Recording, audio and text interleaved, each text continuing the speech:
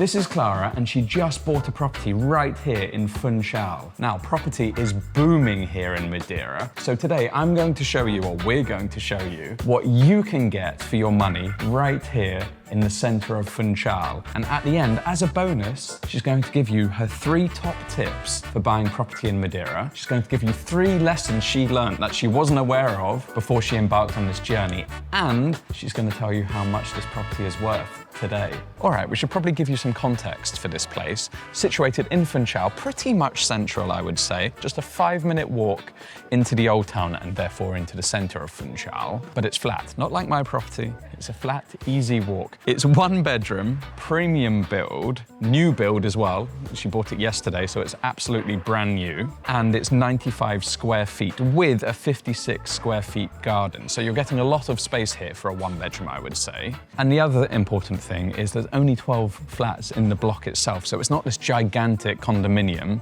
You're gonna feel, you're gonna feel a little bit secluded as well. So, enough chat about it. Can we go and have a look, see what it's like? Be my guest. Let's go. Look at that, proud girl. Welcome. Thank you.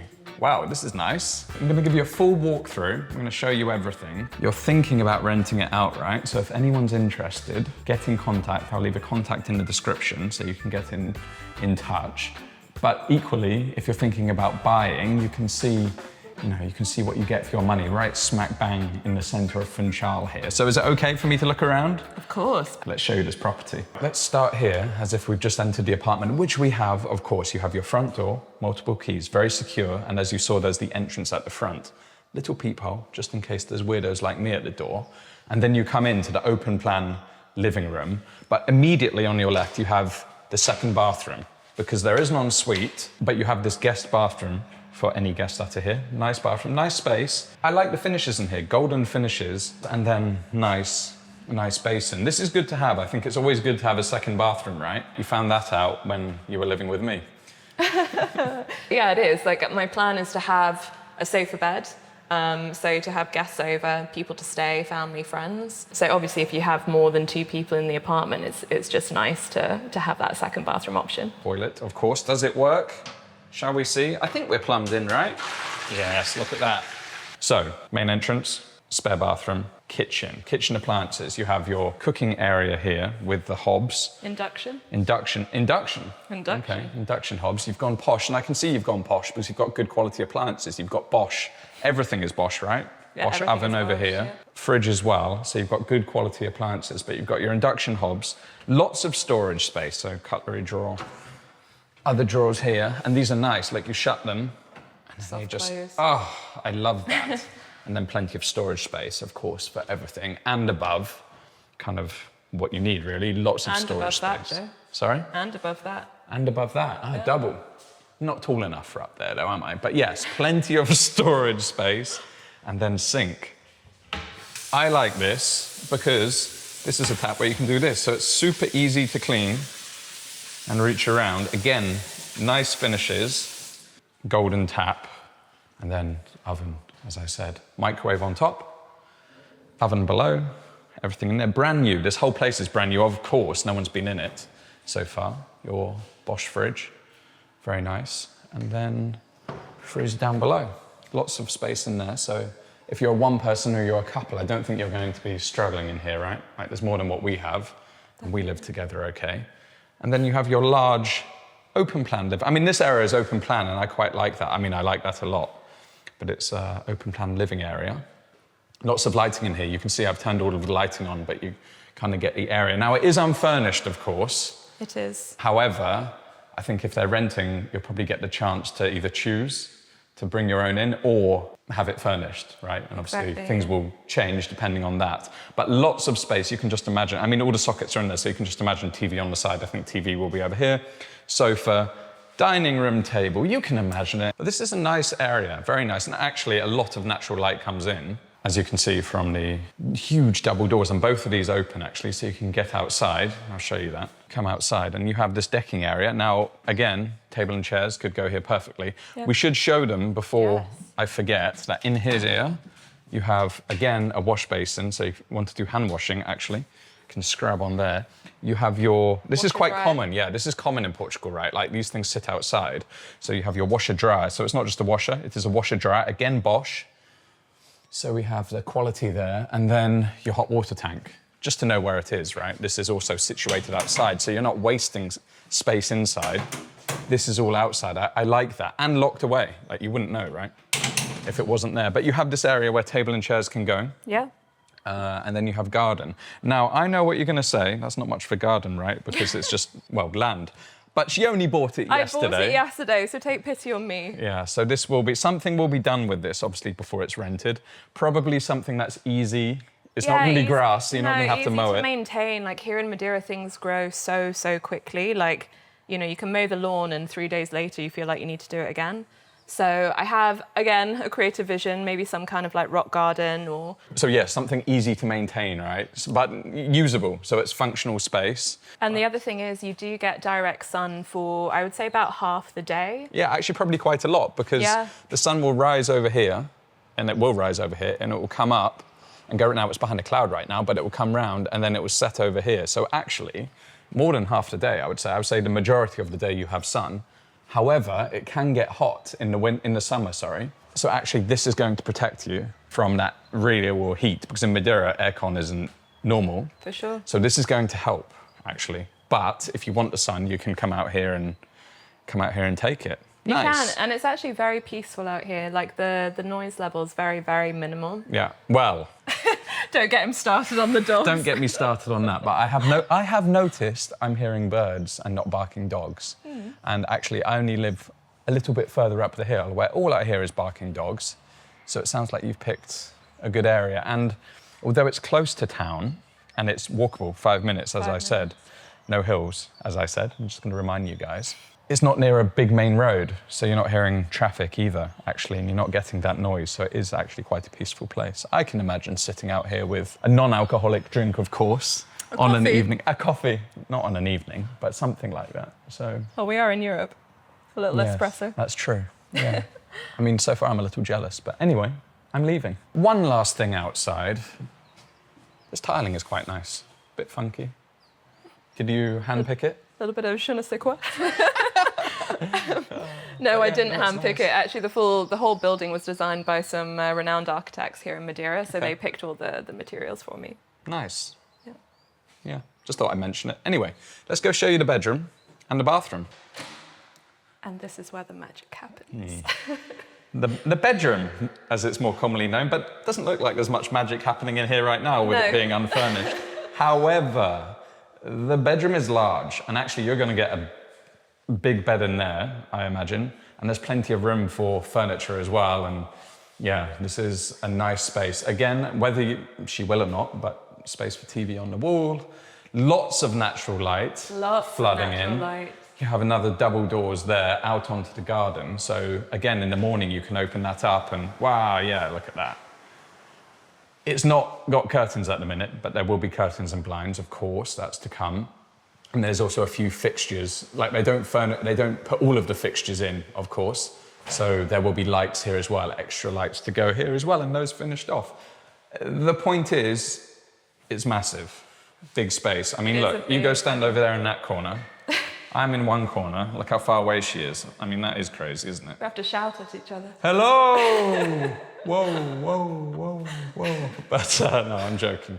But it's nice. It's very nice. And then on the back of that, we're going to call it ensuite because it is essentially outside. The bathroom is over here. So let me show you. So actually, it's not just bathroom, is it? It's bathroom and walk-in wardrobe, which actually gives even more space for the bedroom, which is interesting. So you have these wardrobes here and lights automatically come on, which is quite nice. But you have a lot of space, full length. Is this light coming on? It's the wrong one. Sensors on the other side. There you go. But you have full space, shoe storage, more cupboard storage here. Lots, guys, lots. And then drawers and more storage here. So that's a nice touch. Sink, mirror, there will be, of course, a mirror. Again, nice basin. Nice tap. And, drawer underneath the sink. Sorry? Drawer underneath the sink. There you go. For all of you, push it. There you go. Don't even know how many. Yeah, exactly. Lucky I'm here, huh? more storage space, and then in the bathroom, of course, because this is too far to go. But then again, if someone's using it, I guess. His and hers. Yeah, exactly. You have exactly the same again, and another toilet. So this is the ensuite toilet, but sectioned off from the shower on the other side. So shower on the other side. Little wet area / dry area where you can get changed next to the shower. And then you have the rain shower. I think that's what they call it, right? Yeah. That would do. Sounds good. Have the rain shower in the ceiling. And then you have, I'm not going to touch it because the camera will get wet. But we can show it work. Oh yeah, it works. And then you have the one that you can hold. And yeah, big shower. Little bit of changing area. Toilet, bathroom, walk-in wardrobe, and then bedroom right there. Nice little area, right? Yeah, I mean, I think it's perfect for a couple or somebody on their own. All right, thank you. Nice little tour. Nice place, actually. I like it a lot. So I think you should be very proud of yourself. It's a big achievement to buy your first property, especially abroad. Yeah. And I think the one thing I'm seeing with it is it's very high quality. I mean, they haven't fobbed you off. Everything is high quality. And you were just saying about small additional things like the lighting. Yeah, the recessed LED strips in all the rooms, actually. Yeah. So it's a really nice touch, especially for someone that doesn't love overhead lighting. I think most girls will relate to me on this. And energy efficient, of course. Yeah, rated A with solar panels on the roof. Okay, nice. And then also there's 2 parking bays downstairs, so that will be gated essentially and private. And then of course you have the facilities like the main entrance and the garden area outside, which we showed you and is just being finished off. So yeah, I think you should be proud. Just hold your thoughts, your tips, and your learnings. Tips and tricks. Your tips, she's been watching too many YouTube videos. Your tips and your learnings, we'll go somewhere else for that. And we'll get that information off you. And we'll reveal how much it's worth now. So you get an idea of what this type of place is worth in Funchal, because I think that's always interesting. Reminder, and I'll say it one more time after this, but reminder, if you are interested, get in touch, details in the description, and we'll catch you guys in a second. All right, cheers, congratulations, well done. As I say, you should be proud of yourself. You've put some tips together. You've got 6 tips, actually. We're not going to do learnings and tips. We're going to merge them into one. So 6 things that you think these guys will find useful if they're thinking about buying property in Madeira. Yes. Number 1. Number 1 is get your legal and tax basics sorted before you start seriously searching. So, including a bank account. Including a Portuguese bank account. It's not strictly speaking necessary, but it definitely does make the process a lot smoother, particularly when it comes to paying notary fees or other fees that come up, taxes, etc. And the other thing that you're going to want to have is what we call a NIF, which is basically a tax number. Yeah, it's a financial tax number here in Portugal. There are actually online kind of tools or companies that can help you sort that out from distance. Like you don't actually need to be physically in Portugal to do that. But actually my tip is they will charge you quite a lot of money for something you can just walk into an office and get for free. So if you are here, do that because you'll save 300 to 500 euros. Correct, yeah. It depends on how much the flight costs from wherever you're living in the world, see what balances out. But that's my first tip of the day. Just make sure you have those kind of like legal and tax basics numbers sorted. Okay. When you're buying a property here in Portugal, or to be honest, probably anywhere, but particularly in Portugal, because the process is still a little bit old-fashioned, there are a lot of touch points that have to be done in person. So whether it's with the notary, whether it's with the real estate agent, whether it's with the financial tax agency when you're registering the deed, there's a lot of physical touch points that need to take place.